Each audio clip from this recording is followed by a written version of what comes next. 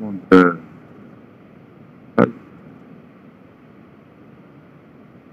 Non, on va faire aujourd'hui, pour empêchement, on va enchaîner après le cours avec un TD. On va faire TD avec... non. Et après mon TD, il va y avoir le cours de microprocesseur. Okay. Bon. Donc maintenant, cours réseau, plutôt TD, là, durant 11h30. Et à partir de 11h30, vous allez enchaîner sur avec le module proposé. Voilà.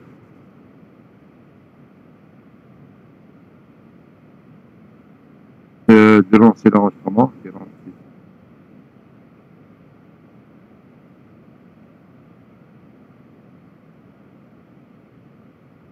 Il dort encore.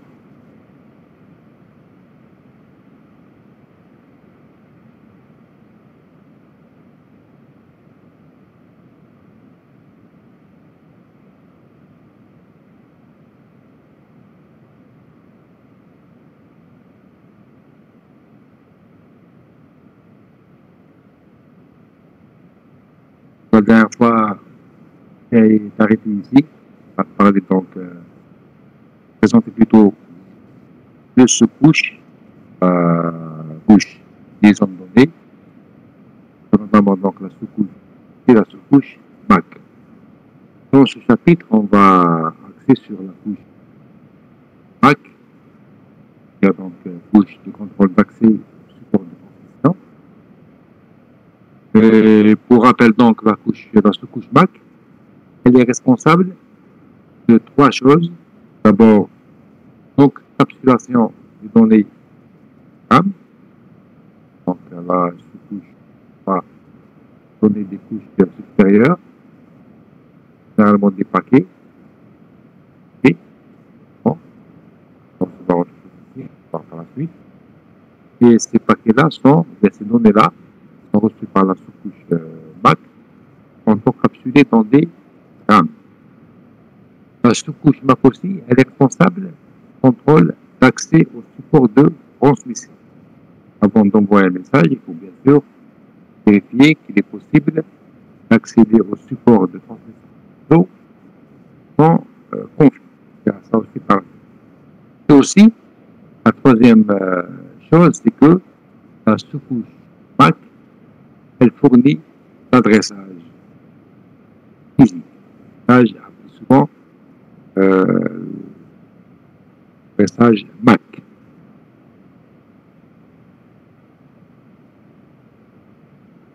Il y a certains qui m'écoutent de façon très mal, je ne sais pas si c'est le cas de tout le monde, ou bien c'est juste cela, c'est à cause de leur connexion. Je ne sais pas. Pareil pour tout le monde, vous m'écoutez donc très mal. Mais le son est faible.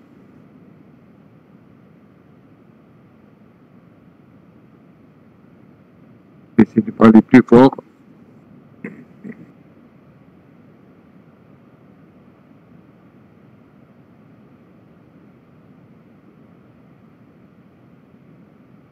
Donc, on va présenter la sous-couche MAC.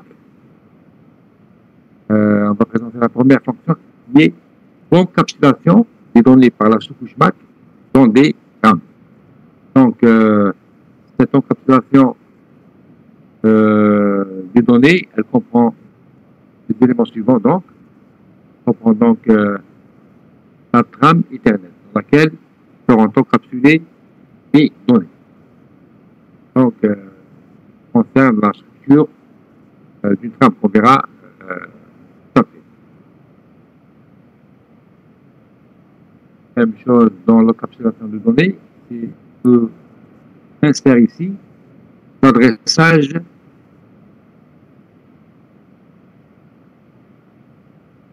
et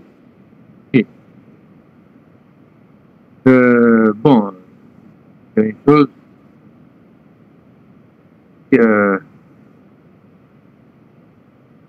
Ethernet, parle du réseau local Ethernet, on parle d'adresse MAC. Ce n'est pas toujours le cas. Il faut confondre parfois entre le mot adresse physique et le mot adresse MAC. Pour nous, c'est la même chose. Hein. Et pour juste dire que c'est l'autre type d'adressage. On a vu au départ qu'une machine possède deux types d'adresses. L'adresse logique, qui est l'adresse IP, et l'adresse physique, c'est l'adresse MAC, cadre du réseau Ethernet, bien sûr.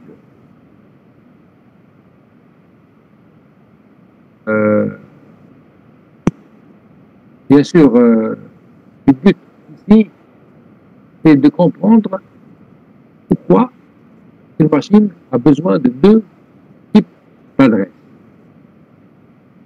Donc, est-ce qu'une seule adresse ne suffit pas à une machine pour pouvoir communiquer de façon simple dans un réseau? Et vous allez comprendre donc le rôle de chacune des deux adresses pour comprendre pourquoi une machine a besoin des deux adresses.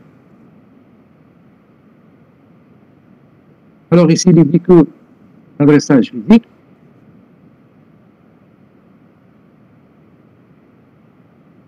permet la communication entre les deux cartes réseau, les deux stations communiquent sur le même réseau local. Il y a les stations qui sont voisines. Lorsque deux voisins communiquent entre eux, sont sur le même lien, soit un réseau local, soit... Eh bien, ces deux voisins, pour qu'ils puissent échanger des messages, ils vont utiliser leur adresse physique. Vous allez comprendre plus tard, faire une petite question qui va vous éclaircir le rôle de chaque adresse. Il y a aussi la fonction de détection des erreurs de transmission, qui inclut donc, mettons des bits de contrôle qu'on insère dans une trame. Voilà, on les retrouve généralement à la fin des trames.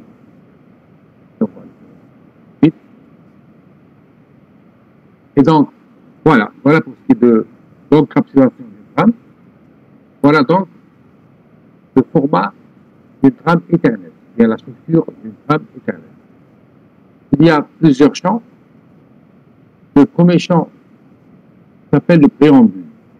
Le préambule fait de 7 octets. Quoi sert le préambule? Il sert à synchroniser le récepteur avec l'émetteur. Lorsque deux stations communiquent dans un réseau, savoir, vous l'avez déjà vu dans le il faut que les deux stations soient synchronisées. Ça veut dire quoi synchroniser? Je rappelle, il faut que les deux machines possèdent le même rythme de fonctionnement au moment de l'envoi initial par l'émetteur et de son prélèvement par le récepteur à partir du support de transmission. Si les deux stations n'ont pas le même rythme, il va y avoir un décalage. Ou des horloges. Pour élever un signal et pour le placer sur le support, se base sur les états du signal. Elle est composée d'états. L'état représente une création binaire. L'émetteur possède un rythme placement des états successifs par rapport à l'horloge interne de l'ordinateur émetteur. Et le niveau du récepteur, lorsqu'il va prélever ça à partir du support de transmission, passer son horloge à lui pour faire ce prélèvement. Comme on sait que les deux horloges du deux ordinateurs jamais le même rythme, pour aller synchroniser. Qu'est-ce qui permet de synchroniser les deux horloges? C'est les premiers bits reçus dans le préambule qui ont des valeurs inversées 1, 0, 1, 0, 1, 0. Vous confirmez que le son n'est pas toujours bien? Est-ce que c'est le cas de tout le monde? Le son, il n'est pas toujours bien. Et donc, je vais utiliser des coupures, bon, bon, il y a Delia qui dit non. Donc, c'est possible que c'est lié à votre connexion, non? Si avec certains, le son, il est très bien, que c'est lié à votre connexion. Si c'est le cas de tout le monde, c'est lié à ma connexion. Confirme ceci.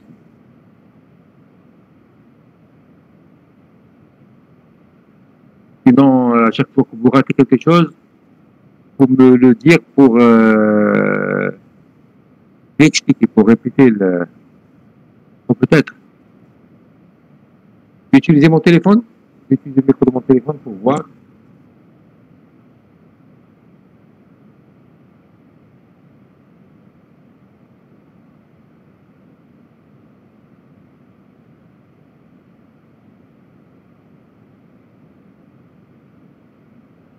Patienter quelques secondes.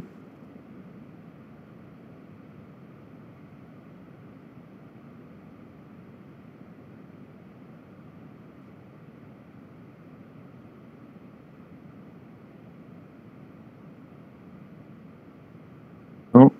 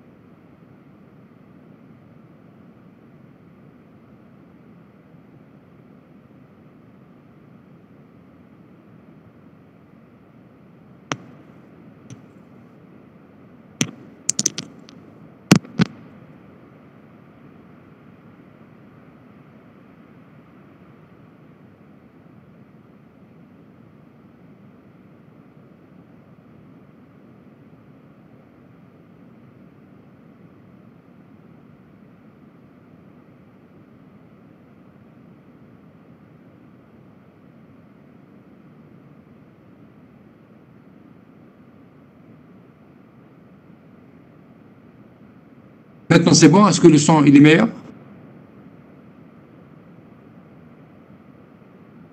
Allô, allô? Ok, très bien. Donc, je vais utiliser mon téléphone pour le son. Ok, très bien. Donc, je vais poursuivre.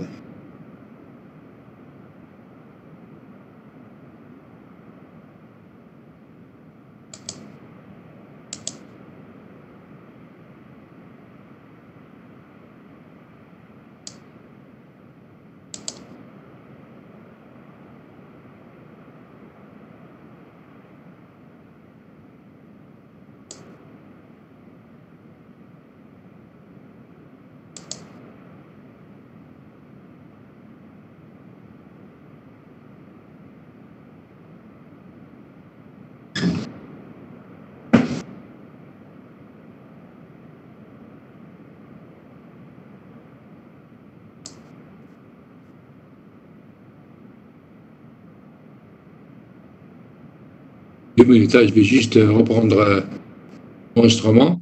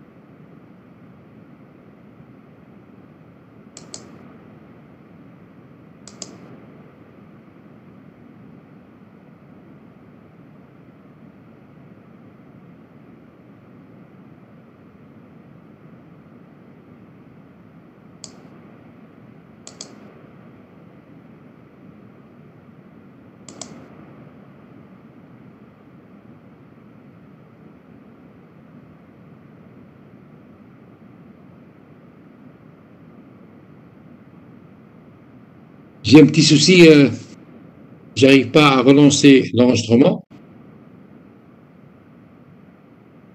Je sais pas pourquoi.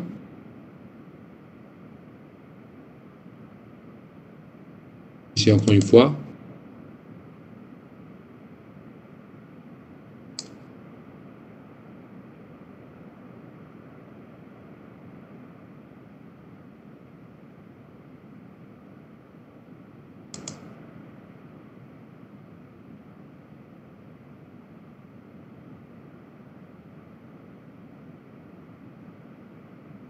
Petit problème.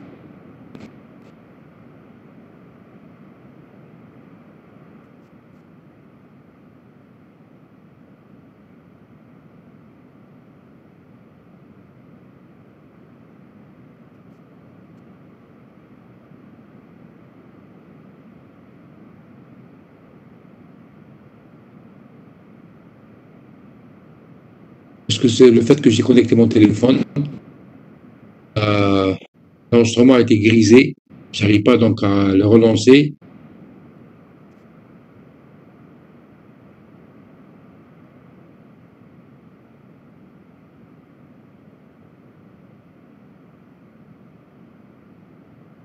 Problème, hein.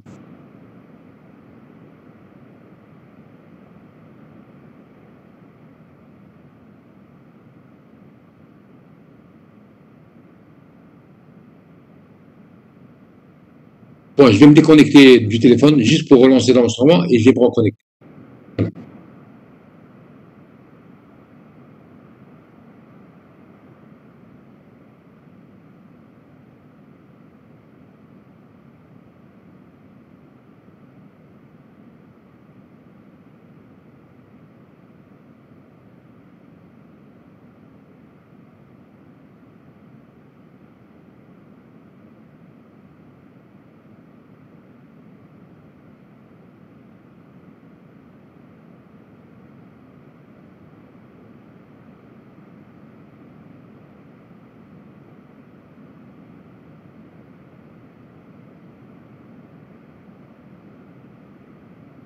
Voilà, c'est bon, c'est réglé.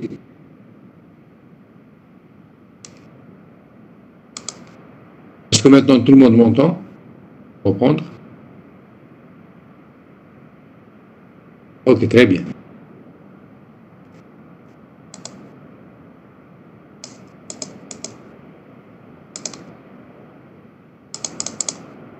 Voilà, donc on est arrivé au préambule, donc il permet de synchroniser le récepteur avec l'émetteur. Le préambule, il est sur 7 octets, constitué des valeurs 1, 0, 1, 0, 1, 0, c'est des bits alternés entre 1 et 0. Ensuite, il y a l'octet, le 8e octet, qui permet d'indiquer le début d'une trame. Début d'une trame, ou bien le début de la trame. Donc, on appelle le délimiteur de trame. On va voir sa valeur. Suivi de l'adresse physique du récepteur. Ensuite, l'adresse physique de l'émetteur. Il s'est remarqué que le premier qui apparaît en premier, c'est l'adresse physique du récepteur, et non pas celle de l'émetteur. Pourquoi? Parce que lorsque un ordinateur reçoit une trame, il vérifie d'abord est-ce que la trame est pour lui. Si c'est pour lui, il va ensuite alors vérifier qui est l'émetteur d'une telle trame. Si c'est pas pour lui, il va l'ignorer sans chercher qui est l'émetteur de cette trame. Donc, ce qui est intéressant pour un ordinateur, c'est d'abord de recevoir d'abord l'adresse du récepteur, et non pas celle de l'émetteur d'abord. Ensuite, il y a le champ type qui indique qui contient cette trame. On va parler de ça ensuite. Et ici, il y a les données qui ont été encapsulées dans cette trame. À la fin, il y a les bits de contrôle pour traiter les erreurs de cette trame. Donc, voilà le détail de chacun de ces champs. Donc, les délimiteurs, la valeur du délimiteur, donc, c'est 1, 0, 1, 0, 1, 0, ensuite 1, 1. Donc, le préambule, c'est des suites binaires alternées entre 1 et 0. Donc, il y a 7 fois 7 octets qui ont la valeur 1, 0, 1, 0, etc. Dès qu'on arrivera ici au délimiteur, et qu'il y ait 1, 0, 1, 0, 1, 0, ensuite 1, 1, là, maintenant la trame va commencer. Maintenant, on va recevoir juste après les deux 1 qui se suivent l'adresse physique du récepteur. Tant qu'on a des 1, 0, ces bits-là vont permettre seulement la synchronisation entre l'émetteur et le récepteur. Dès qu'il reçoit 1, 1, la séquence de bits de synchronisation et de délimitation est terminée. Ce qui va suivre 1, 1, c'est le premier champ qui est l'adresse physique du récepteur. Voilà. Donc, les préambules, comme on l'avait dit, c'est une suite binaire 1, 0, 1, 0. L'adresse de destination, elle décrit donc l'identifiant du récepteur. L'adresse source, quant à elle, elle décrit l'identifiant de l'émetteur. Le type de trame. Type de trame indique à qui appartient ces données, à quel protocole de la couche supérieure, ou bien des couches supérieures, appartiennent ces données. Donc, les données peuvent venir de plusieurs types de protocoles. Le protocole IP version 4, il peut remettre une donnée à la couche lien, comme le protocole IP version 6 ou bien le protocole ARP. Ça, il faut revenir, bien sûr, la sécurité du protocole TCP/IP, qui sont les protocoles qui contactent la couche lien pour envoyer des données. Il y a une remarque. Là, moi, j'ai lancé l'enregistrement. J'ai lancé juste le fait que j'utilise en même temps le téléphone, l'enregistrement paraît grisé. Je ne sais pas pourquoi. Pour moi, il apparaît, hein, le point rouge apparaît. Oui, je l'ai relancé. J'ai relancé l'enregistrement de nouveau. Il va y avoir deux enregistrements. Le premier s'est arrêté, le deuxième. Sinon, pour ne pas avoir de risque, vous pouvez lancer vous-même l'enregistrement. Vous pouvez l'enregistrer ce cours-là. Bon, je poursuis donc. Donc ici, il va y avoir des valeurs qui vont permettre au récepteur de savoir qu'est-ce qu'il y a ici comme données, à quel protocole appartient ces données. Par exemple, si vous avez en hexadécimal 800, si vous avez 800, ça veut dire que dans le champ de données contient un paquet IP version 4. Paquet IP version 4. Si vous avez la valeur 86 DD en hexadécimal, le contenu ici dans le champ de données s'agit d'un paquet IP version 6. Si vous avez la valeur 806, ici, il contient soit une requête ARP ou bien une réponse ARP. Ça, on va le voir par la suite. On va voir le protocole ARP. On fait le protocole ARP. Voilà. Et à la fin, il y a les données, bien sûr, qui contiennent les données capsulées et les bits de contrôle FCS qui permettent de traiter les erreurs de transmission. Voilà. Donc voilà pour ce qui est de la structure d'une trame Ethernet. Voilà les différents champs d'une trame Ethernet. Les plus importants champs, c'est à partir du champ adresse du récepteur. Ensuite, adresse de l'émetteur, type de trame, données et débit de contrôle. Dans la trame Ethernet, les données sont comprises minimum de 46 octets jusqu'à 1500 octets maximum. C'est la règle pour le protocole, pour la technologie Ethernet. Limite la trame à 1500 octets pour éviter qu'un ordinateur monopolise le réseau. Parce que plus on envoie un message très lent, plus ce support sera occupé pour un temps important. On lui limite donc d'envoyer une trame à 1500 octets pour donner la chance aux autres de pouvoir occuper les différentes ressources d'un réseau informatique. D'accord ? Y a-t-il des questions pour le moment concernant la structure du trame Ethernet? Est-ce que c'est clair? Donc c'est un trame qui va circuler sur le support de transmission, qui véhicule une donnée qui soit un paquet IP version 4, soit un paquet IP version 6, soit requête ARP, ou bien une réponse ARP, ou bien autre chose. Donc toute donnée qu'on veut envoyer dans un réseau sera encapsulée dans une trame Ethernet, si c'est un réseau local. Là, c'est un réseau local, elle sera encapsulée dans une trame Ethernet de cette façon. C'est clair? Les autres, est-ce que c'est clair?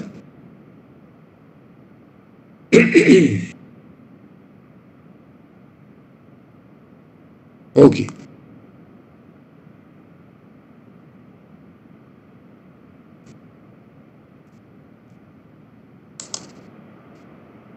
Maintenant, on va parler des méthodes de contrôle d'accès au support de transmission. Bon, auparavant, donc, il y avait un problème d'accès au support de transmission parce qu'il y avait des supports de transmission qui sont partagés. Et donc, l'accès au support est géré par des méthodes qui autorisent un ordinateur d'envoyer donc un message ou pas encore, parce que le support est déjà occupé par un autre ordinateur. C'était au début. Alors, la technologie Ethernet a défini une méthode d'accès qui s'appelle le CSMACD. Et au départ, l'accès au support était de type semi-duplex. Ça veut dire qu'un ordinateur ne doit pas envoyer et recevoir des données en même temps. Soit il envoie les données, soit il reçoit les données. Ceci pour éviter les collisions. Alors, ce qu'il faut savoir, c'est que actuellement, les réseaux locaux Ethernet fonctionnent en mode duplex. Actuellement, les ordinateurs peuvent en même temps envoyer et recevoir les données. Ça, c'est ce qui est évident. Alors, le problème d'accès au support partagé ne se pose plus. Et donc, la technique CSMACD n'est presque plus utilisée. Mais comment je vais la présenter comme historique, parce qu'il y a à côté une autre technique qui est toujours utilisée. J'ai donc vous présenter ce qui est utilisé auparavant, lorsqu'il y avait accès à des supports communs, et l'accès à ces supports communs était réalisé via la technique de CSMACD, qui gérait donc les conflits d'accès aux supports communs. Support donc bien accès multiple, parce que dans ce cas-là, si deux ordinateurs envoient en même temps leurs données, les données vont entrer en collision. Donc les données seront perdues. Pour gérer ça, il y avait la technique CSMACD pour éviter ce problème-là. Avant de présenter le CSMACD, il faut savoir qu'il existait dans le temps, parce qu'il y avait des supports partagés, deux types de contrôle d'accès au support. Il y a des contrôles d'accès avec gestion des conflits. Donc, l'accès des nœuds se fait simultané. Et dès qu'il y a un conflit, dès qu'il y a donc une collision entre les signaux envoyés en même temps, les conflits sont gérés. Ils sont gérés par le CSMACD, dans le cas des réseaux filaires, et par le CSMACA, dans le cas des réseaux sans fil. Et le CSMACA est toujours utilisé actuellement dans les réseaux sans fil. Ceci se fera l'objet de notre module lorsque vous allez aborder les réseaux sans fil. Mais quand même, je vais en parler rapidement. Il y a une deuxième technique qui est l'accès contrôlé. L'accès contrôlé, c'est que l'accès, il est géré. Il n'y a pas d'accès multiple. Si deux ordinateurs veulent envoyer un message, ce n'est qu'un seul qui va envoyer à la fois. Par exemple, celui qui possède une certaine autorisation, tel qu'un jeton. Donc, il y a un message spécial qui circule dans le réseau. Il circule entre les ordinateurs. On l'appelle un jeton.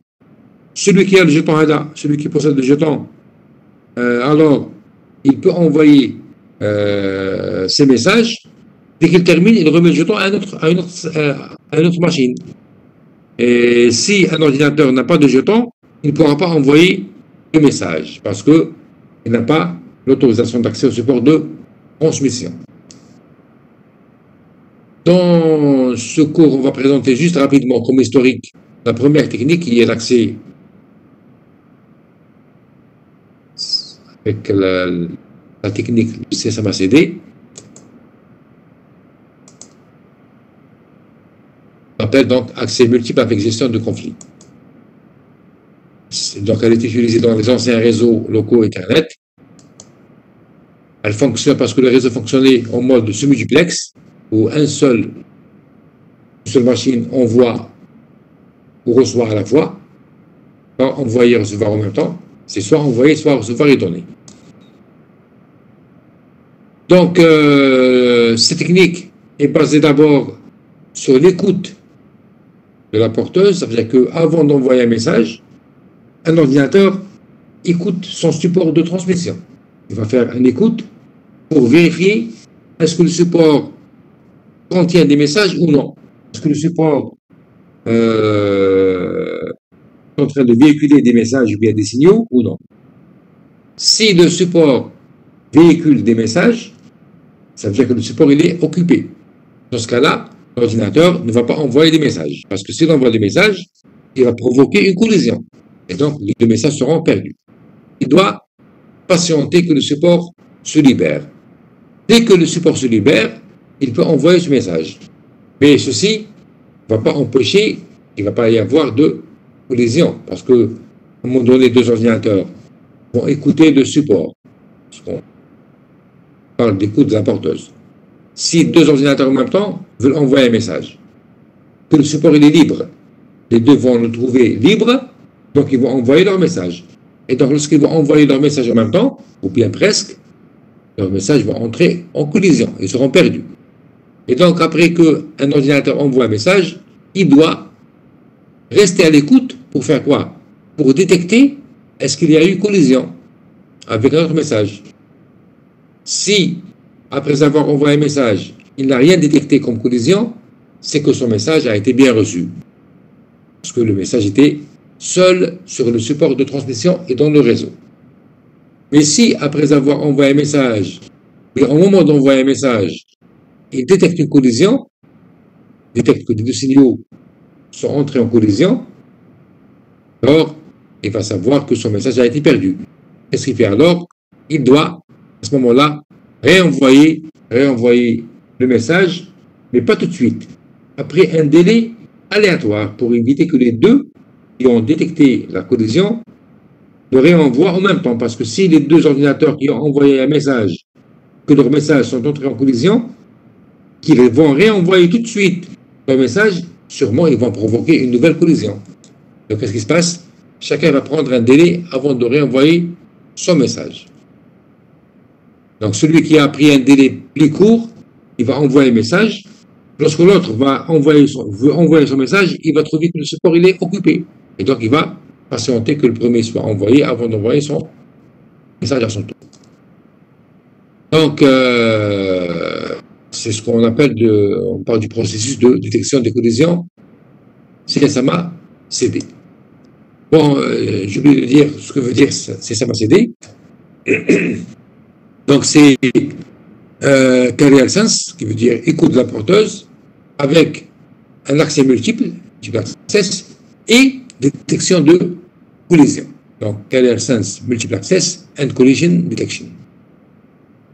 Donc les ordinateurs envoient simultanément, ce qui peut entraîner une collision, et dans ce cas-là, les deux ordinateurs devraient détecter la collision et retransmettre après un délai donc calculé de façon aléatoire pour éviter une nouvelle collision. Voilà donc en gros la technique de CSMA-CD, sans trop de détails parce que elle est plus utilisée actuellement dans les réseaux actuels, comme je l'ai dit, parce que les réseaux actuels, il n'y a plus de support partagé au niveau des ordinateurs eux-mêmes. Chaque ordinateur est relié par son propre câble vers le switch. Maintenant, on n'utilise que des switches, il n'y a plus de hub, plus de concentrateurs, et que les débits sont tellement élevés que les collisions sont évitées. Même au niveau des switches, il y a des mémoires où ils stockent un message si jamais il ne peut pas l'envoyer, évitant ainsi les collisions. Et donc, le CSMA-CD n'a plus d'importance actuellement dans les réseaux actuels. Voilà. Avant de parler rapidement de la technique utilisée dans le sans-fil, est-ce qu'il y a des questions concernant le CSMA-CD? Décrit brièvement, parce qu'il n'est plus actuellement. Et il est utilisé dans les réseaux locaux précédents. C'est bon pour le CSMA-CD. C'est juste une technique qui évite les conflits d'accès au support partagé. Pas de questions pour le CSMA-CD?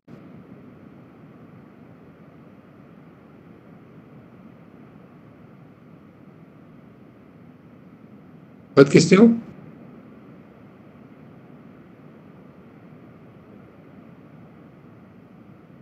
Répondez. OK. Donc, le CSMA-CA, c'est pareil, donc Sense with Multiple Access and Collision Avoidance. Donc, il y en a, c'est une technique qui essaye d'éviter les collisions et qui est utilisée dans les réseaux locaux sans fil. Les réseaux locaux sans fil. Alors, dans les réseaux locaux sans fil, il faut savoir que une machine fonctionne en mode semi-duplex. Soit elle envoie un signal, soit elle reçoit un signal. Elle ne peut pas envoyer et recevoir à la fois. Sinon, ça va provoquer une collision des signaux à base d'ondes. Alors, avant d'envoyer un signal, si une station reçoit un signal, donc elle ne va pas envoyer le signal pour ne pas provoquer une collision.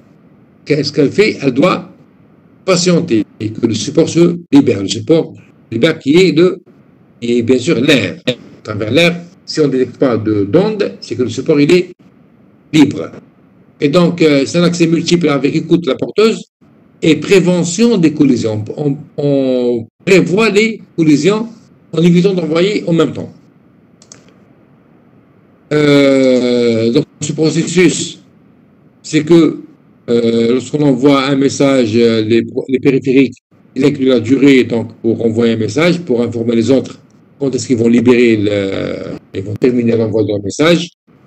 Et donc, les autres qui reçoivent ces informations vont savoir dans combien de temps le support sera disponible. Parce que dans le message qu'ils reçoivent, ils connaissent la durée de transmission de ce message. Et donc, ils vont savoir quand est-ce qu'il sera libéré. Le problème, c'est que si plusieurs stations sont à l'écoute, et en attente, ça peut provoquer des collisions. À ce moment-là, il faudra réenvoyer les messages.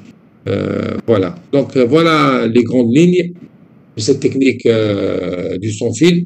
Vous allez voir en détail dans un prochain module sur les réseaux sans fil. OK? Donc, voilà, en gros, il faut savoir qu'il existe le CSMA-CA. Il existait le CSMA-CD pour les réseaux filaires. Allez, juste pour information, sans trop de détails, ce n'est pas l'objet de ce module. Voilà, maintenant on va avancer pour des choses plus importantes pour vous. C'est maintenant la partie adressage physique ou bien adressage MAC. Donc l'adresse MAC, bien adresse physique, elle fournit une méthode pour identifier les périphériques au niveau de la couche liaison de données par rapport au modèle OSI. Donc l'adresse MAC est utilisée pour la communication directe entre machines voisines qui se trouvent sur le même lien. Je vous rappelle, lorsque je parle de voisins, ce n'est pas nécessairement l'un à côté de l'autre. C'est qu'entre les deux machines à dos, il n'y a pas de intermédiaire, il n'y a pas d'équipement intermédiaire. Ils sont reliés directement via un lien. L'adresse MAC Ethernet, elle est sur 48 bits, donc elle possède une longueur de 6 octets. Elle peut être exprimée avec une notation hexadécimale avec 12 valeurs. Et donc, un octet qui est sur 8 bits, la plage donc en hexadécimal commence de 00 et se termine à FF. Donc pour un octet de 8 bits, il représente deux symboles hexadécimaux, parce qu'en hexadécimal, un symbole hexadécimal, il est sur 4 bits, de 0 à 15. 15, c'est représenté par F. Bien sûr, les zéros non significatifs sont toujours représentés en hexadécimal. Si vous avez par exemple la valeur 0000, 1010, le premier groupe de 4 bits représente 0. On le représente ici par la valeur hexadécimale 0. Et le deuxième 1010 qui représente la valeur 10. 10 en hexadécimal, c'est la valeur, c'est le symbole A. Donc on écrit 0A. On n'écrit pas uniquement A. On écrit 0A. D'accord?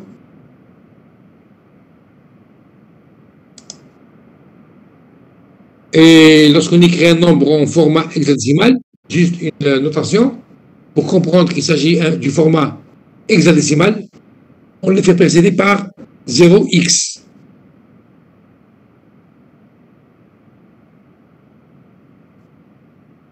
Donc lorsqu'on écrit 0x73, c'est pour dire que on a la valeur 73 en format hexadécimal. Hein.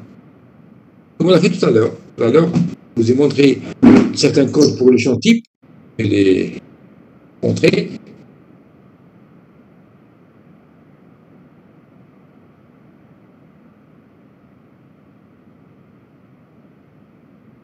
Ici. Je vous ai dit que dans le champ type, on peut retrouver la valeur 800. 800 en hexadécimal, parce qu'on a mis ici, on a précédé ici par 0 fois 800. Il y a 0x800. 0x86 dd pour dire que dans le champ type, il y a la valeur hexadécimale 86 dd. Alors, c'est des valeurs, ce ne sont pas décimaux, mais c'est des valeurs hexadécimaux. 8 représente 4 bits. 6 est décrit par 4 bits, et ainsi de suite. Et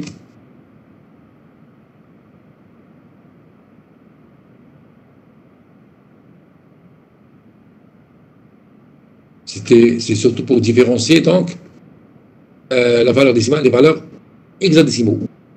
Elle est précédée par 0x.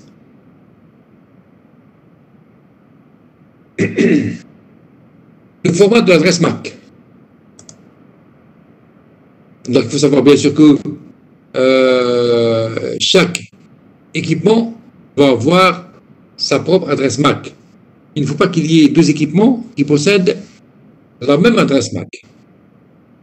Donc, lorsque un équipement est construit dans une usine, l'adresse MAC, elle est écrite sur la carte réseau de cette machine-là, sur l'interface réseau de cette machine, et au moment de son écriture, on lui donne une valeur adresse MAC qui est unique. Si jamais une autre machine possède la même adresse MAC que celle qui a été construite. Alors, ceux qui construisent les ordinateurs, les fournisseurs, il faut savoir que, avant de construire donc les équipements, ils reçoivent des plages de valeurs qu'ils doivent donner aux adresses MAC à partir de l'organisme, le I3E.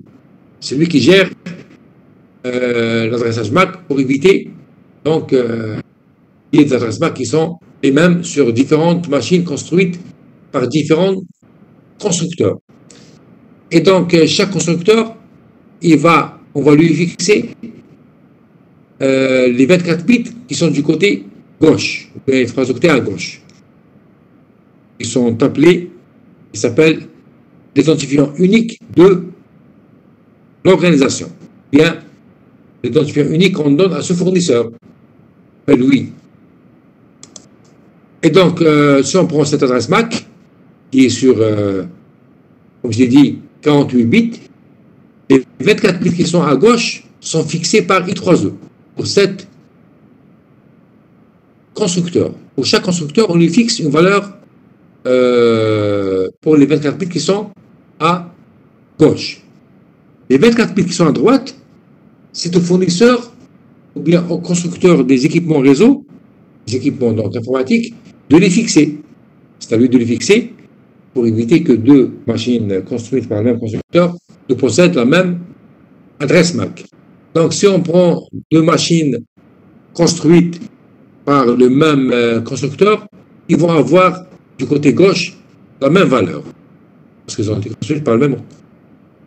On peut bien sûr avoir, si par exemple, pour une valeur donnée ici, le constructeur a consommé toutes les valeurs possibles ici, il va demander un autre identifiant, oui.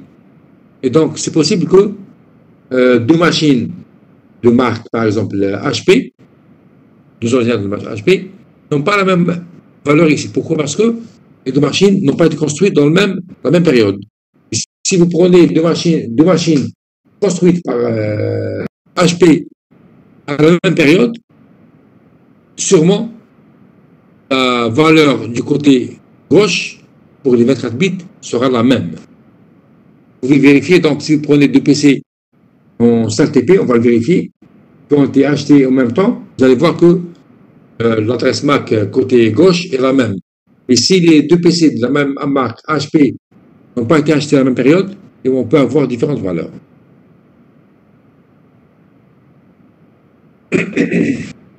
Donc, voilà ce qui résume ce que je viens de dire. Donc, les 24 bits à gauche représentent l'identifiant constructeur qui construit un équipement réseau, un équipement informatique, et 24 bits qui sont à droite sont définis par le constructeur.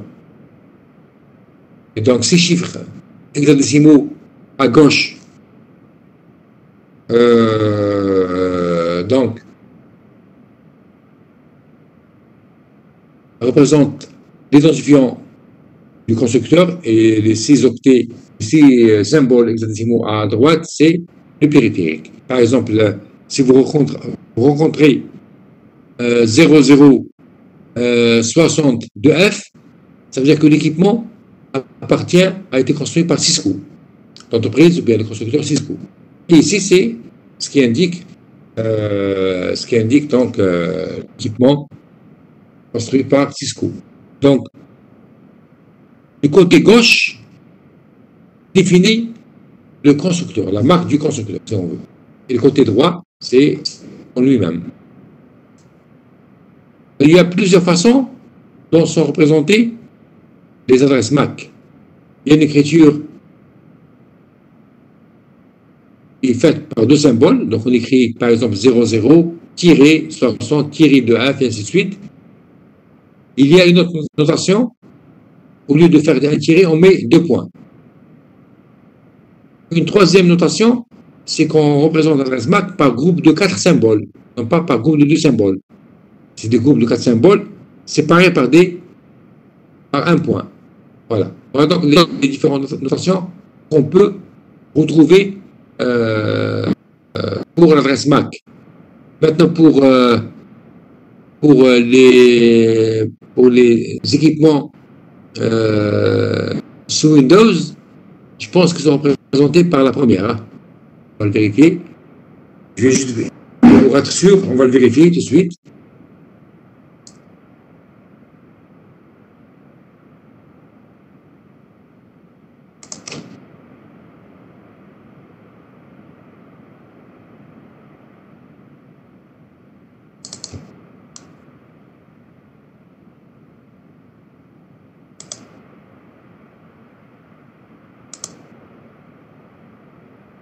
Est-ce que vous voyez le partage donc, de l'invite de commande? Est-ce que vous voyez le partage de l'invite de commande? Voilà. Donc, je vais, pour afficher l'adresse MAC, on écrit la commande ipconfig. Vous pouvez faire vous-même aussi, /all. Minuscule bien majuscule, là, c'est kiff. Voilà. Voilà l'adresse MAC. Là, voilà l'adresse MAC. Elle est en format de groupe de 2 symboles hexadécimaux, et entre les 2 symboles, il y a des tirés. Il y a un tiré du 6. Voilà par exemple l'adresse MAC pour mon PC. Mon PC qui est de marque HP. Ok, j'ai un PC de marque HP, donc 3C 35282. C'est une valeur attribuée uniquement pour HP. On ne peut jamais rencontrer comme adresse MAC qui commence par 3C5282 d'un autre constructeur. Impossible. D'accord? Donc, si vous avez 3C5282, c'est qu'il s'agit de HP. Bien sûr, il peut y avoir d'autres valeurs hein, pour HP. Parce que, et qui va consommer toute cette plage, il va demander une autre valeur. D'accord? C'est bon? Vous pouvez vérifier vos adresses MAC en tapant la commande ipconfig/all. ipconfig/all, ça vous affiche votre adresse IP, bien sûr, le masque, la passerelle par défaut, serveur DNS, on verra ça aussi ensuite, et l'adresse MAC, où c'est dit adresse physique. Voilà, c'est écrit adresse physique. Essayez d'afficher ceux qui ont des PC, vos adresses MAC. Voilà l'adresse MAC de votre PC.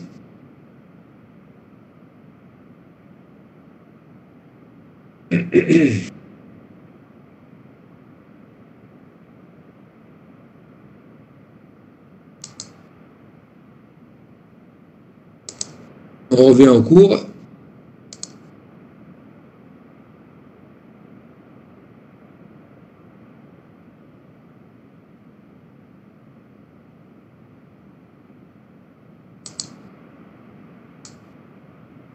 Donc, lorsque un périphérique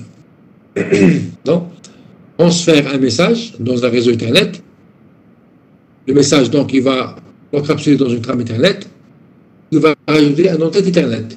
L'entête Internet va contenir, donc, l'adresse MAC source et l'adresse MAC de destination, comme montré ici.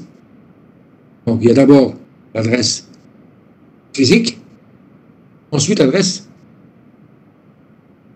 d'abord l'adresse physique du récepteur, ensuite l'adresse physique de l'émetteur, et la donnée qui a été encapsulée. Voilà. Ensuite,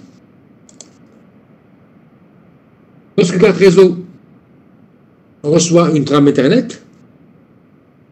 qu'est-ce qu'elle fait? Elle va consulter d'abord le premier champ qui représente l'adresse MAC du récepteur pour vérifier est-ce que l'adresse MAC du récepteur correspond à l'adresse MAC du périphérique qui a reçu cette trame. Si il n'y a pas de correspondance, si elle ne se ressemble pas, la carte réseau donc de cette machine-là va ignorer la trame. Elle va l'ignorer. Et si elle correspond, si c'est la même, dans ce cas-là, la carte réseau, on se met la trame aux couches supérieures. Faisant remonter la trame aux couches supérieures, il va y avoir un processus de désencapsulation pour récupérer la donnée et la remettre aux couches supérieures. Donc, dans ce cas, dans cet exemple de réseau, un message circule dans un réseau, il est reçu par plusieurs stations, par exemple, et dans ce cas-là, l'adresse, si c'est celle de H3, H3 reconnaît son message parce que, plutôt H3 accepte le message parce que l'adresse du récepteur contenue dans la trame est celle de H3. Par contre, H2 et H4, comme ils vont voir que l'adresse du récepteur n'est pas la leur, ils vont ignorer la trame. Voilà comment fonctionne, comment se fait le traitement des trames. Donc, le premier champ qui est reçu, c'est le champ qui décrit l'adresse physique du récepteur. Si ça correspond à la trame, elle va consulter le reste des champs, notamment ici l'émetteur pour lui répondre. Sinon, elle va ignorer la. C'est clair pour ce fonctionnement? Donc, chaque ordinateur relié à un réseau, lorsqu'une trame est reçue, elle va entrer dans la couche lien via la carte réseau. Si, au niveau de la couche lien, l'adresse MAC du récepteur n'est pas celle de la machine, alors la trame elle est ignorée. C'est bon? Y a-t-il des questions?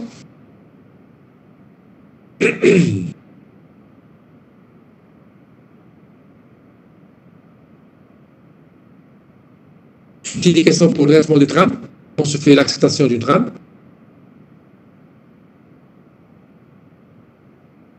Répondez si vous êtes toujours là. OK. Pas de question? Normalement, il devrait y avoir une question à travers ce fonctionnement.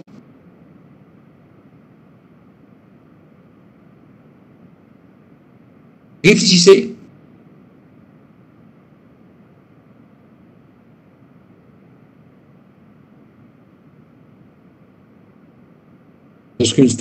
Lorsqu'un ordinateur reçoit une trame, ou bien un équipement reçoit une trame, il va consulter l'adresse physique qui se trouve dans la trame, l'adresse physique du récepteur.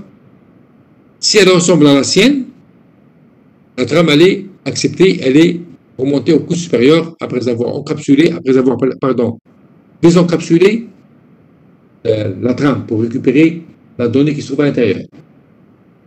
Et si l'adresse physique du récepteur contenue dans la trame n'est pas égale à celle de la machine, la trame, elle est ignorée. Pas de questions, pas de remarques sur ça? Vous devriez faire une remarque.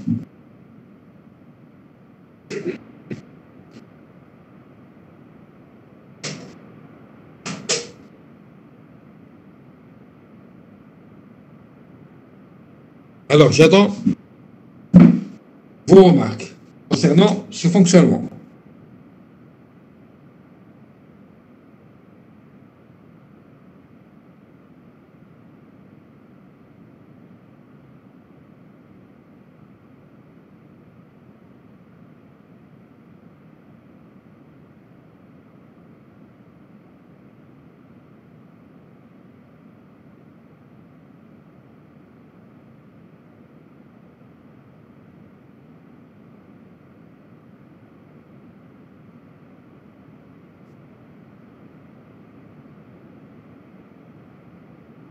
Oui, l'adresse d'une machine.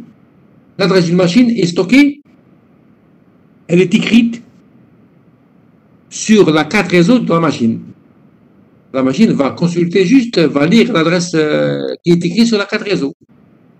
L'ordinateur, pour connaître son adresse physique, il n'a qu'à lire l'adresse écrite sur la carte machine. Voilà ce que j'ai fait tout à l'heure, ipconfig/all. Qu'est-ce que j'ai fait? J'ai affiché ce qui est écrit sur la carte réseau de ma machine. D'accord, Ben Osman? L'adresse MAC d'un ordinateur, de toute machine, elle est écrite sur la carte réseau.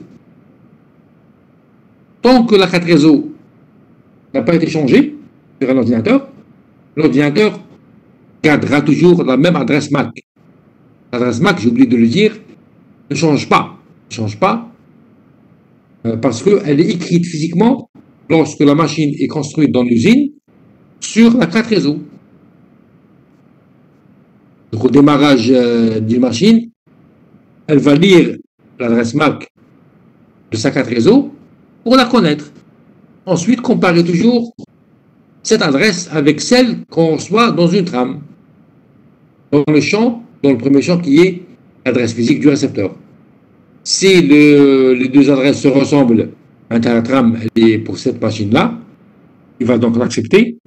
Sinon, il va l'ignorer. OK?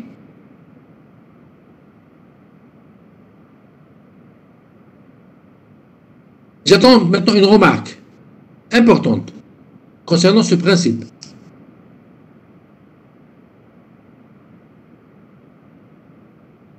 En recevant une trame, si l'adresse est la même que la sienne, celle de la machine, elle va accepter, sinon il va l'ignorer. Il n'y a pas de remarque pour ça?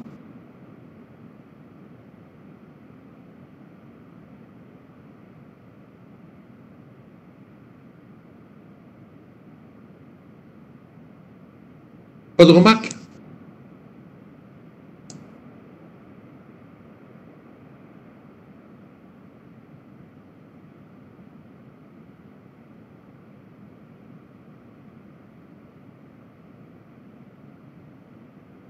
Les autres, est-ce que vous avez des remarques concernant ce fonctionnement?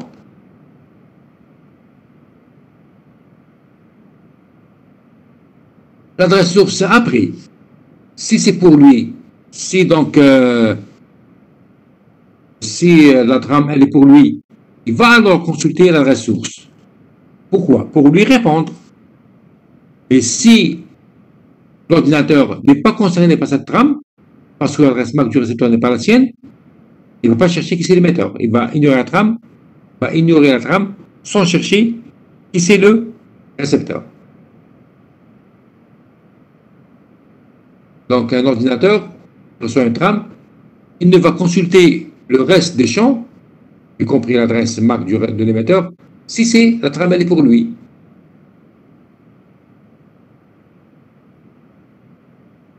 D'accord?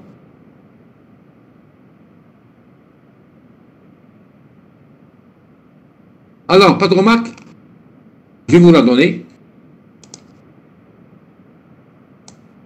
La remarque, c'est la carte réseau, bien sûr, d'une machine, bien la couche lien, accepte aussi les trames de diffusion et de multidiffusion. Une trame qui contient comme adresse de réception que des 1. Que des 1 en binaire. Il y a des F en hexadécimal. Cette trame, elle est destinée à tout le monde. Dans ce cas-là, la couche lien d'une machine va aussi accepter la trame. Il ne va pas l'ignorer. Donc, pas uniquement lorsque l'adresse MAC du récepteur n'est pas la même que celle de la machine. Si elle n'est pas la même que celle de la machine, il va quand même vérifier est-ce qu'il ne s'agit pas d'une adresse de diffusion ou bien de multidiffusion. OK? Donc, exception pour l'adresse MAC de diffusion et de multidiffusion, la trame est acceptée aussi. Voilà, donc la remarque que je m'attendais à ce que vous disiez parce que machine me rejette une trame. Ici, il y a 3 vérifications. D'abord, est-ce que la trame n'est pas égale, est-ce que l'adresse physique de la trame du récepteur n'est pas égale à celle de la machine? Ensuite, si elle n'est pas égale à l'adresse de diffusion, ou bien une adresse de multidiffusion si la machine fait partie d'un groupe. Voilà.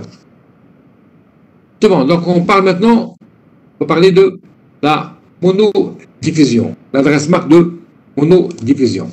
L'adresse MAC de monodiffusion, c'est l'adresse unique utilisée lorsqu'une trame est envoyée à partir d'une seule machine vers une autre machine.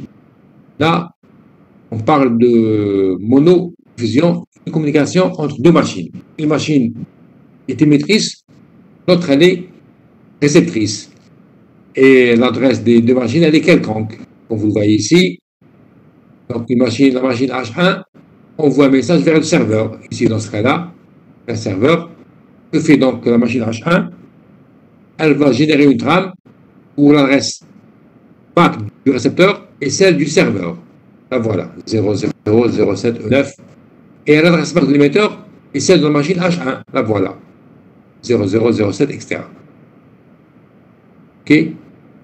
Et aussi au niveau de l'adresse IP de l'émetteur, c'est 1.5, celle de la machine H1. Et l'adresse IP du récepteur, ce sera celle du serveur. C'est 1.200.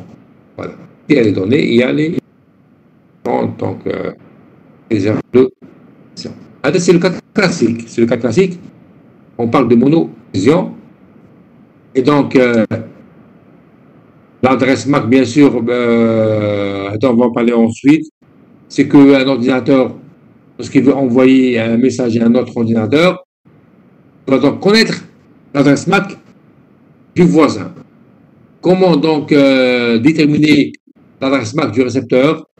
C'est en utilisant le protocole ARP qu'on présentera dans la prochaine séance, Inch'Allah. ARP va présenter quoi? C'est un protocole qui permet de récupérer une première fois l'adresse MAC du voisin avant de lui envoyer le message.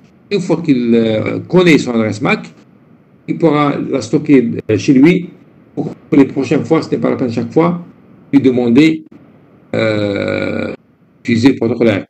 On va le voir la prochaine série. Et ceci pour IPv4. Maintenant, pour le protocole IPv6, la manière de récupérer l'adresse MAC d'un voisin, c'est avec un protocole qui s'appelle protocole de découverte de voisins. Network Enabled Detection.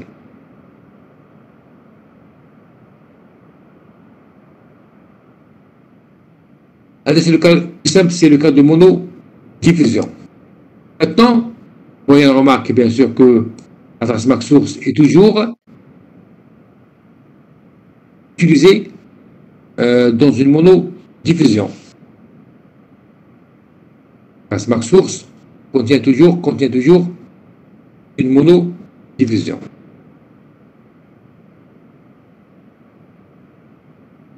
C'est une adresse individuelle. Maintenant, l'adresse MAC de diffusion. Voilà. Vous avez H1, la machine H1, va envoyer un message à tout le monde dans le réseau, à tout le monde. Qu'est-ce qu'il met comme adresse? Comme adresse dans le champ adresse de réception, il met des 1 partout en binaire, ou bien des F partout en hexadécimal. Voilà. Et dans le champ adresse source, il met son adresse. OK? Ainsi, une telle trame, lorsqu'elle est reçue par les différentes stations ici, ils vont accepter cette trame-là parce que dans le champ adresse MAC de réception, ils ont vu qu'il s'agit d'une division. Ils seront tous concernés. La trame sera acceptée. Donc, remonter aux couches supérieures. Donc, j'en vois ici qu'il y a 2 cas pour lesquels une machine accepte une trame. Soit que l'adresse MAC, contenue ici dans le premier champ, dans le champ adresse MAC de réception, c'est l'adresse de lui-même, ou bien il y a des 1 partout, donc c'est l'adresse de tout le monde. Donc l'adresse MAC de diffusion est traitée par tous les périphériques du réseau local. Donc, une diffusion, c'est lorsque l'adresse MAC du récepteur a la valeur FF partout, elle est inondée sur tous les commutateurs, les ports d'un switch ou bien d'un commutateur, à l'exception du port entrant. C'est lorsque une station envoie une trame un switch, le switch il va lire l'adresse MAC. Alors on va parler plus tard, prochaine séance aussi. Il va lire l'adresse MAC. Si l'adresse MAC de réception c'est des 1 partout en binaire, il fait switch, cette trame-là, il va l'envoyer vers toutes les stations, sauf bien sûr la station qui lui a envoyé la trame. Il ne faut pas lui remettre la trame, parce que c'est lui qui l'a envoyé. Vous savez des copies. Une trame de diffusion, lorsqu'elle est reçue par un routeur, si vous avez ici un routeur, le routeur ne va pas la diffuser. Le routeur ne va pas la diffuser. C'est une diffusion qui est dans le réseau uniquement. Et remarquez ici pour l'adresse IP, bien sûr, ça suit pour l'adresse IP. Donc, si on veut faire une diffusion, évidemment, parce que dans le champ IDF machine, il y a 255 par rapport au masque. Là, il y a la valeur 255. Donc, lorsqu'il y a ici 255, on met F partout dans le champ adresse MAC. Donc, le protocole, les deux adresses se suivent. Donc, il y a une relation entre l'adressage logique et l'adressage physique. Un troisième cas, lorsqu'il est configuré, il n'est pas tout le temps configuré, mais lorsque c'est configuré, c'est le cas de multidiffusion. Si un ordinateur fait partie d'un groupe, de machines, à ce moment-là, par exemple, il y a un groupe de machines où il y a H1, il y a ce PC-là, le serveur et ce PC. S'il veut envoyer un message uniquement à ces trois équipements, sachant que les trois équipements, compris ce PC, font partie d'un même groupe. Dans ce cas-là, le message sera envoyé à tout le monde, mais uniquement les trois Hadouma qui vont accéder à la trame, parce qu'ils font partie d'un même groupe. Les deux équipements qui sont en bas, vu qu'ils n'appartiennent pas à ce même groupe, vont ignorer la trame, parce que l'adresse MAC du groupe ne les concerne pas. Comme vous le voyez ici aussi, même au niveau de l'adresse IP, ça suit. Rappelez que l'adresse IP pour la multidiffusion, c'est l'adresse type de classe D. C'est une valeur qui commence par 224 en ligne. Et il faut savoir aussi que l'adresse MAC de multidiffusion, elle commence par la valeur 010050 hexadécimale. Et ceci pour le protocole IP version 4. Et pour la version 6, ça commence par 33 hexadécimale. Lorsque vous avez une adresse MAC qui commence par 01005E, là, il s'agit d'une adresse MAC de multidiffusion. Ensuite, les valeurs restantes, 0000C8, ça définit le groupe. D'accord? Ça définit le groupe. Parce que chaque groupe doit avoir sa propre valeur. Donc, pour connaître, je répète, pour connaître est-ce que l'adresse MAC est une adresse de multidiffusion, elle commence par 01005. Ensuite, quel groupe? C'est la valeur des 24 bits qui sont à droite. Donc, les 24 bits à gauche auront toujours la valeur 01005E. Et les 24 bits à droite, tout dépend du groupe. Parce qu'on peut avoir plusieurs groupes dans un réseau. On peut avoir plusieurs groupes dans les différents réseaux. Chaque groupe aura sa propre valeur de multidiffusion au niveau MAC. C'est pareil au niveau IP. Au niveau IP, l'adresse MAC, pardon, l'adresse IP commence de 224 jusqu'à 233. Et ensuite, les valeurs qui sont là dépendent du groupe. Chaque groupe aura sa propre valeur. Voilà.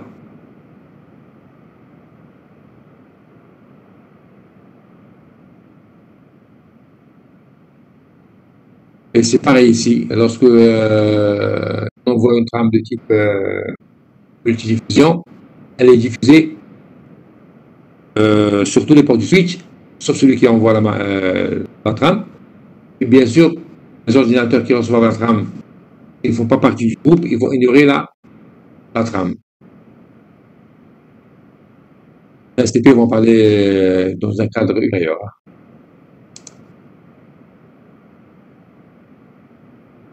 Bien sûr, l'adresse MAC de multidiffusion, on ne peut jamais la retrouver comme étant adresse source. Or, on la retrouve toujours dans le champ adresse de réception. Au niveau du champ adresse source, on ne trouve toujours que des adresses de monodiffusion. C'est évident. Parce que c'est une seule machine qui envoie un message. Pas parler d'un message envoyé par un groupe de machines.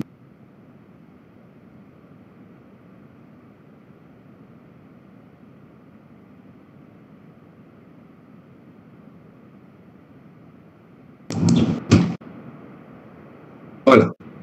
Donc voilà pour ce qui est de l'adresse. Pardon. L'adresse MAC. Maintenant, je vais juste,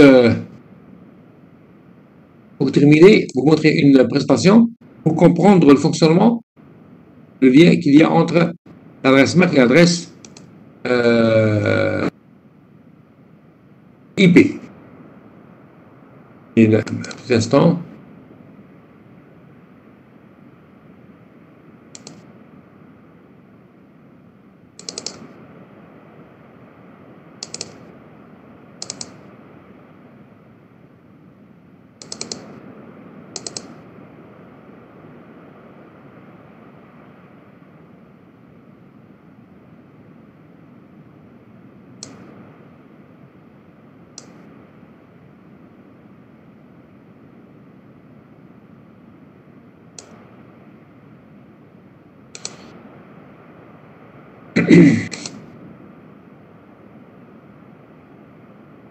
Est-ce que vous voyez le partage?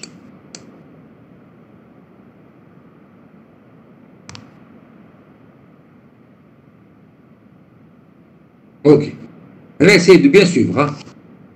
C'est important de suivre ceci pour comprendre la relation entre adresse IP et adresse MAC. Alors, voilà. Voilà un exemple d'un réseau. Vous avez donc deux réseaux reliés par deux routeurs. Vous avez au côté gauche deux PC. Chaque machine, donc, on a vu que chaque machine possède deux types d'adresses. Adresse IP, adresse MAC. Ici, un possède l'adresse ici. Ici, deux aussi possède l'adresse IP 192.168.0.3 et l'adresse MAC 0001, etc.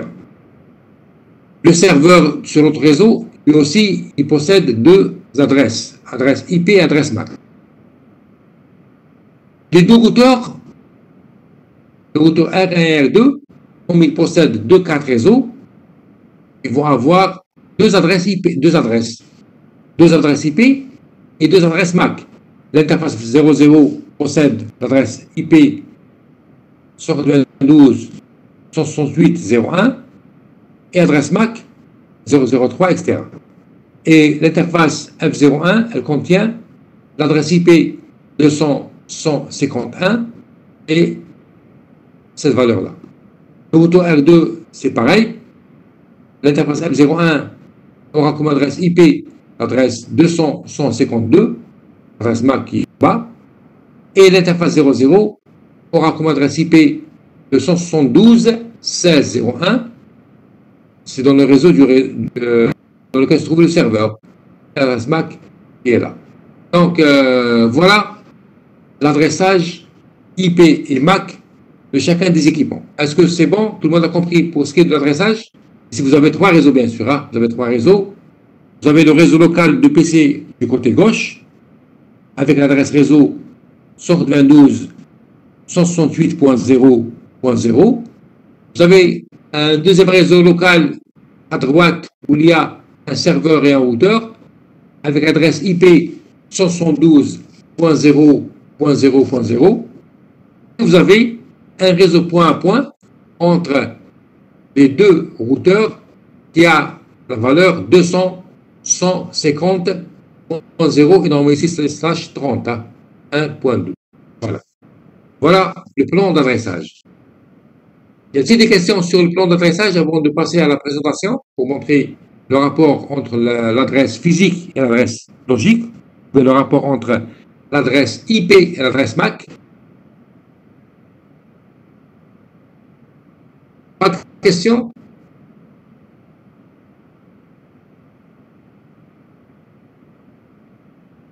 Bien. Tant mieux. Alors, maintenant, on va commencer par présenter le scénario. Le premier scénario, c'est lorsque le PC 1 veut communiquer avec le PC 2. Le PC 1 possède un message à envoyer vers le PC 2. Voilà. Le message, donc, sera encapsulé dans une trame. Une trame qui sera envoyée vers le PC 2. Je pose une question. Quelle sera l'adresse IP de l'émetteur? Dites-moi. Dans cette transmission.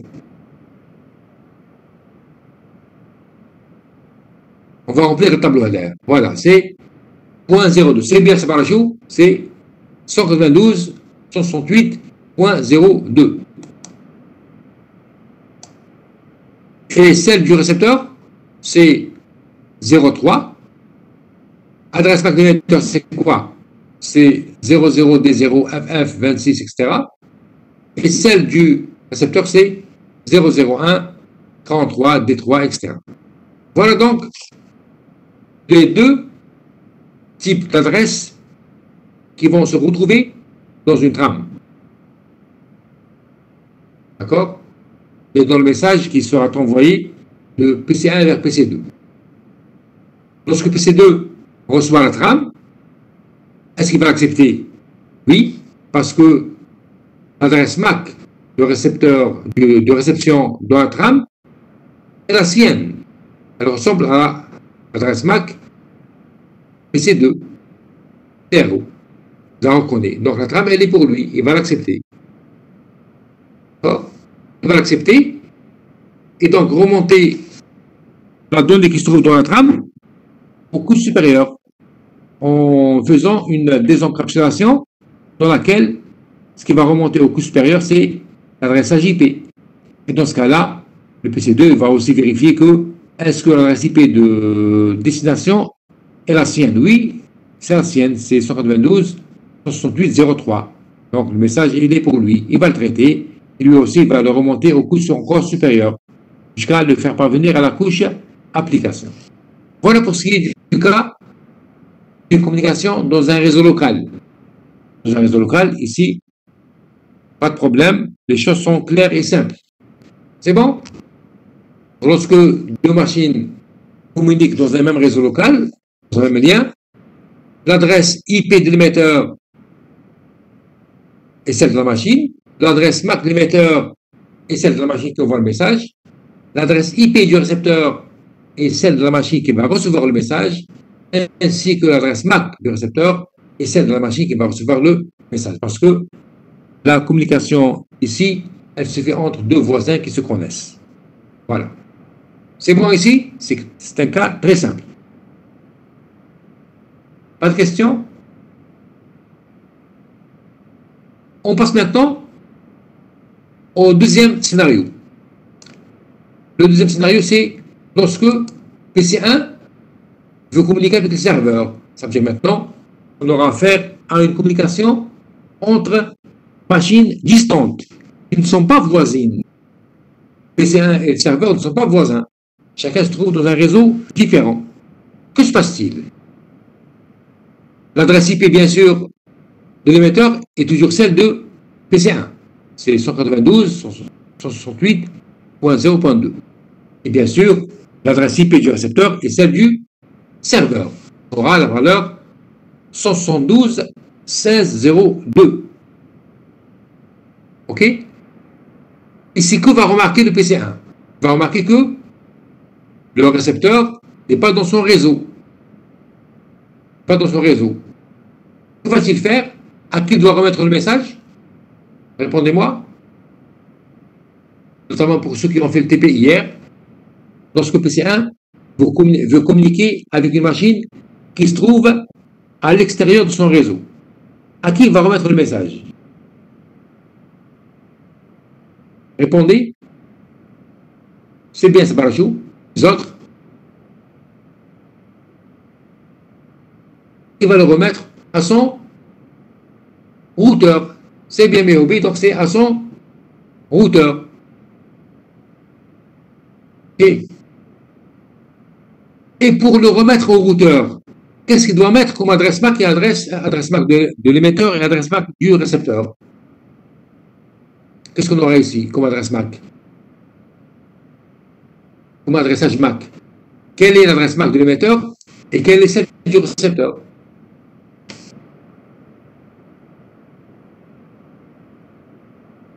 Allez, une réponse?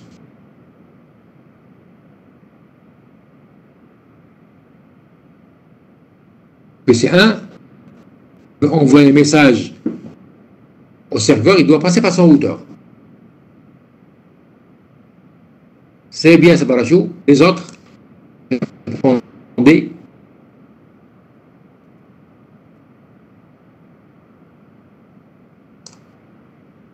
Alors?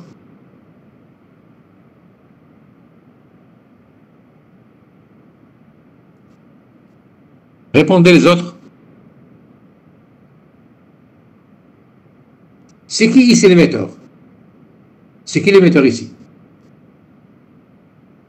Dans cette étape. C'est PC1. Donc, quelle sera l'adresse MAC de l'émetteur? Quelle sera l'adresse MAC de l'émetteur?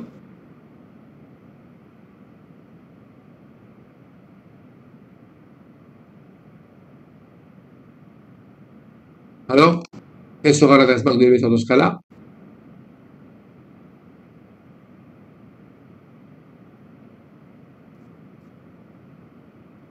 Voilà, c'est bien. Donc, ce sera celle du PC1. Et quelle sera l'adresse MAC du récepteur?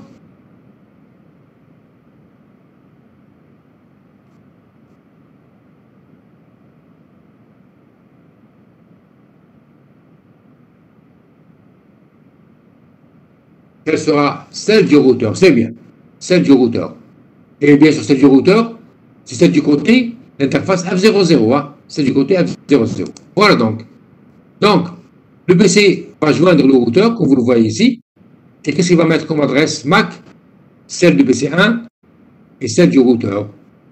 Donc, du côté F00. Côté F00. Voilà. Ceci, bien sûr, pour que le routeur va accepter la trame à travers l'interface F00.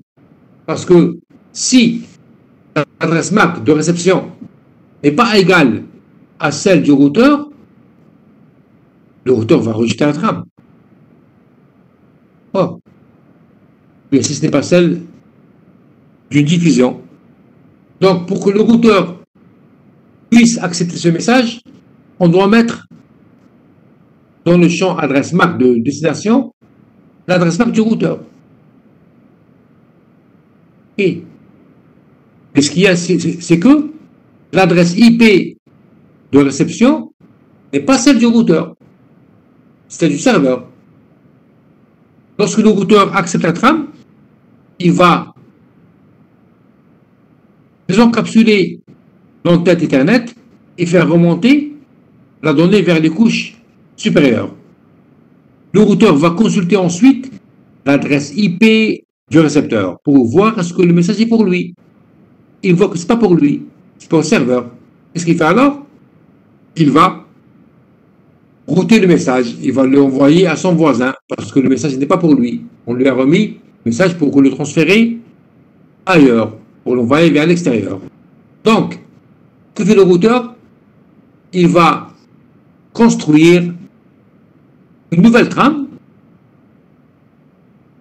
dans laquelle il va encapsuler de nouveau la donnée qui ne va pas changer, c'est celle-là, dans laquelle il y a l'adresse IP de l'émetteur qui est celle du PC1 et l'adresse IP du récepteur, celle du serveur. Il va réencapsuler cette donnée dans une nouvelle trame qui va remettre au routeur 2 sur la trame, parce que le contenu d'une trame, le contenu de cette trame n'est pas pour lui.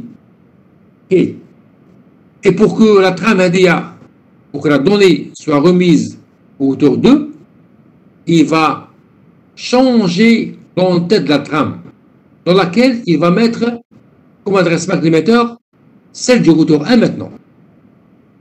Et l'adresse MAC du récepteur, celle du routeur 2. Et bien sûr, l'adresse MAC de l'émetteur du routeur 1, c'est celle de l'interface F00, c'est celle qui envoie la trame. Et l'adresse MAC du récepteur du routeur 2, c'est celle de l'interface F01, qui va recevoir la. Donc ici, on remarque que la trame a changé. La donnée est la même, mais l'entête de la trame a changé. Maintenant, l'adresse MAC, ce n'est plus celle du PC1, mais celle du routeur 1.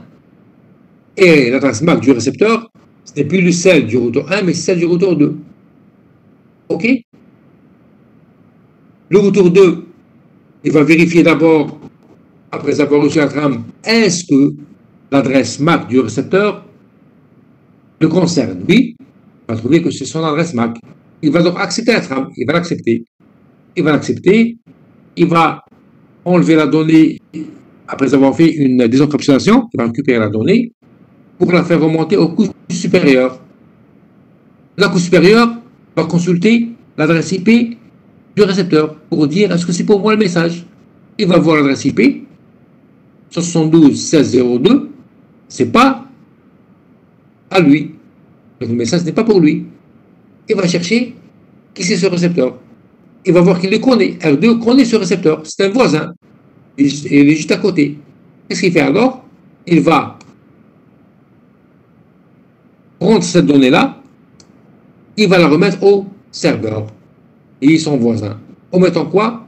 En mettant la donnée, encore une fois, dans une nouvelle trame. Il va encapsuler la donnée dans une nouvelle trame, telle que l'adresse MAC de l'émetteur est celle maintenant du routeur, et l'adresse MAC du récepteur sera celle du serveur parce qu'il le connaît, ils sont voisins. Et voilà. Voilà comment ça fonctionne, le processus d'encapsulation et de désencapsulation au cours d'une transmission dans une interconnexion, dans lequel on voit le rapport entre l'adresse IP et l'adresse MAC dans les communications. Ce qu'il faut retenir, c'est que dans un message qui circule dans un réseau, l'adresse IP de l'émetteur et celle du récepteur ne changent pas. L'émetteur est toujours le même et le récepteur est toujours le même. Ce sera l'adresse IP des deux extrémités qui sont en train de communiquer. Par contre, à chaque fois que le message avance d'un pas sur un lien, on remarque que l'adresse MAC de l'émetteur et l'adresse MAC du récepteur changent à chaque fois. L'adresse MAC de l'émetteur est celle toujours de celle qui envoie la trame sur un lien, et celle du récepteur, c'est celle qui va recevoir la trame sur ce même lien. Donc le couple d'adresse MAC émetteur et récepteur change à chaque fois d'un lien à un autre. Voilà donc pour ce qui est de l'explication du rapport entre l'adresse IP et l'adresse MAC dans un réseau. L'adresse IP, elle met en relation les deux extrémités finales, communiquent entre elles, et l'adresse MAC, elle met en relation uniquement les voisins qui communiquent et s'échangent des trames. Voilà. Donc, dans le cas de communication distante, voilà donc la relation. Et si bien sûr les deux machines sont sur le même réseau, l'adresse IP et l'adresse MAC, c'est toujours celle des mêmes stations. Voilà donc pour ce qui est du cours d'aujourd'hui concernant la couche lien et l'adressage MAC. Y a-t-il des questions?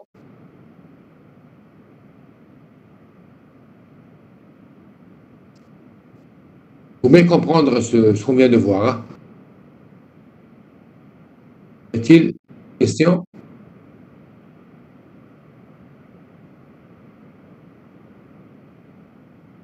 Concernant la relation entre l'adresse IP et l'adresse MAC.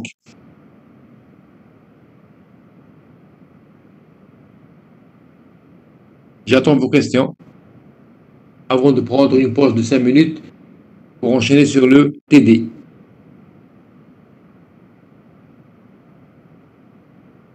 Pas de questions?